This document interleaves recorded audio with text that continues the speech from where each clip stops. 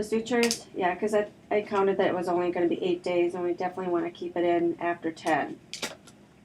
Okay. I'm not. What time are you thinking? Because it's a pretty short surgery day today, and I don't think anyone will be around after 3 o'clock.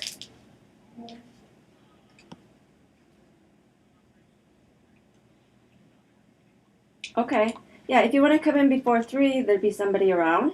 And yeah, and then otherwise we could take your sutures out on probably on Monday. Because that's day 11.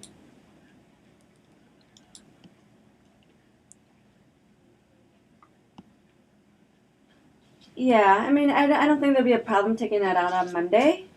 But if you want us to take a look at it and make sure it's healing up fine, we can certainly do that today. But we probably won't, yeah, we just won't be taking them out today. Yeah, sure. Yeah, well, you can step by anytime between now and 3. Okay, sure. See you soon. Bye-bye.